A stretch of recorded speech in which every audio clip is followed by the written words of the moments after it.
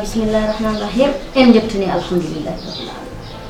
Yo Allah okki en horde mo wuri enen fof tawa en besdi en usta. Alon balla. Wala. Kerasa. Kali tu. Ada seli. Ana mbadda. Belum tampil. Ada guru saya. Wallahi. Ada seli kamu. Wallahi. Masyaallah. Alhamdulillah. Bon, minon komi jalto nolo ni.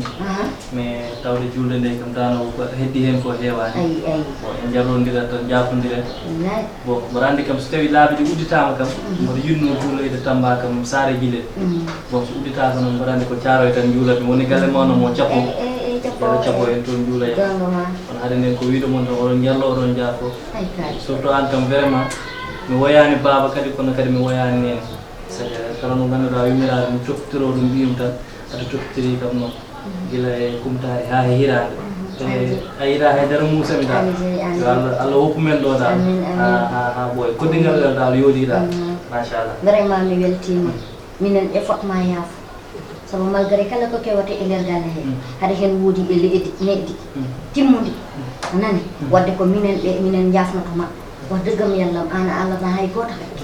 ka ko neɗɗiɗo ka ko moƴƴo kala ko min mo mbaɗani miɗen no ɗum foti waɗan sabu ka ɓiɗɗo e nder galle he te ko mbaɗanɗa ko yaw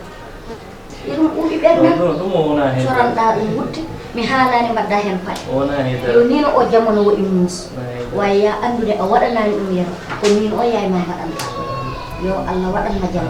kala ɗum waɗa yalla yo Allah tawma ɗon jiɗela anan mbawa yero ko sehila wallahi ko Allah wadde amin te giroji nangi kam kadi ha joni o woppani anan salamu so Allah woppidal koddigal ngal yaadi ko an moƴƴi tan inchallah joni mi ƴeewoya kadi mami dañi wora baba an kadi ñuula ɗo tan goto ƴewta amin somi dañani kadi mi juula caaro e galle moɗon kadi gara tan fof ko goto no fof aɗa noon juulde ha juulde tan dañmi ko yaade eyi gongoma de gongoma liggey o okkanima yaade toon noon ko noon inchallah ha joni calminana kam maɓe noon inchallah merci ha ka pour ko moƴƴo yo Allah waɗanma jam vraiment ka moƴƴo a tampinani amen haydara noon ndeysan eyi aduna Allah won ballo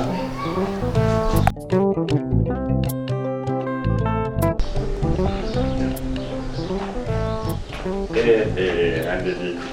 yande hawre tellade ɗe ko yande hawre bubbade de mamoudi mbaɗa sel jam tan alhamdulillah mbaɗa tampere alhamdulillah e hanki noon mi yaltuno wonko jinnumami haalande hawre mbi kam a yeehi jama to heɗode ko haalete haddis ko e tafsir o e jinnomi wiidemo tan jarnadema tan e ko mbatta ko sabu baba moodi ko mbadda ko hay goto forçanima ɗum hay goto wiyanima kadi ya wat ɗum min kay boni min woni bondowo kedumi haaluji janandi kedumi kadi Amadou wi kam tan ko lewru promotion dewgal promotion sabu ko lewru ndu ko promotion sa wori no dañata hen baraji ni sa resi hen kadi non dewgal ngal wayata weeɓe taw wayani noon ɗum nanni kam e fitna kono mi miijaaki hoynudemo woni miijaaki aussi de kadi haalandemo ko boni mboɗo yaafnoma no feewi no feewi no feewi no feewi eyi yero eyi min mi yiɗaɗa ceerna kam sabu ka ɓiyam an reti ɓiyam min nangguiranima israɗo yeero saha noon eɗen mbadda ɗo eɗen dugda kala kam ko muusi kam saha mbiya kam mawɗo kuru juru ay min eyi min mi wima do mawɗo kuru juru ala ɗum fof ko duko yeero ko duko tan wonno mbiɗa kam ɗo ko mawɗo kuru juru mawɗo peeccowo min mawɗo mo ñootani dumdede artani hakkillam eyi min ɗum fof noon yero mi yarlimama mi yafimama mi yarlimama mi yafimama min holko nangi kam Hamadou wima mawɗo kurjur mbaɗandi wona rewal nder wona bonande seyɗani so naati to heƴani tan no heewi wadde bone wona hoto jarama kala ko mbanmi kala ko mbaɗanmami ko hooram mbaɗanmi nda hande tan wannima ma waɗan ndiyam Aissata May sa wanni Aissata May min mbaɗanɗa kono ka ɓiyam yiya mi yaafimama mi yaafimama eyi yaafum no feewi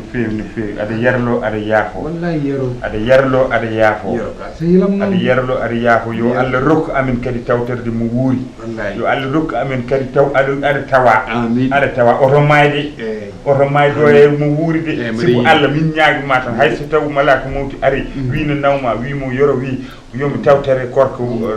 mo wuuri mbaɗa yiɗi de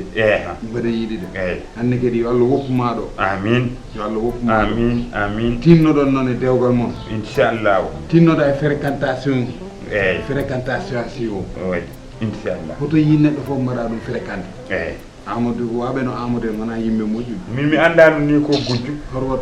mi andano ni ko gujju ko gujjo ko mi andano ni ko gujjo mi andano ni mo wujjonno nayyi noon après Aissata wi kam ko gujjonnoɗo nayyi to wuuro to o Holko jere? holko jere ko gujjo mi mi anda Samba Gawlo kay o gayni Amadou ko gujjo mo eyi hay kanko mbiyanno tan yo yaafo amen min jaafomo saabu koye lewru korko koye lewru korko eyi min hay min mi yaafi mi yaafi minne kadi kala ko périmé makko mi yaafmo eyi dakko finno mo fawnoma ɗo eyi probléme uji mo fawma ɗo yaafomo ɗum sa yaafakino ɗum so mayimo naata jeyma wallahi mi yaafima yaafomo eyi mboɗo mi yaha jamma to pour affaire julde nde holno min mbaɗata almami no dardoto e minen rewoɓe caggal maɓɓe fof ko ɗum min goni réunion mo yero kimɗo wi Aissata hay somo defo poti quoi min yo wonnam bannaf tan bannaf eyi bannaf ɓurdaji heew pompitiére dal eyi macaron macaron mako tobbe ɗo mako tobbe ɗo eyi mom sood mburu noon ala a wonta sodde mburu de key aduna de neni mi yarlima mi yaafimama yero ka ɓiyam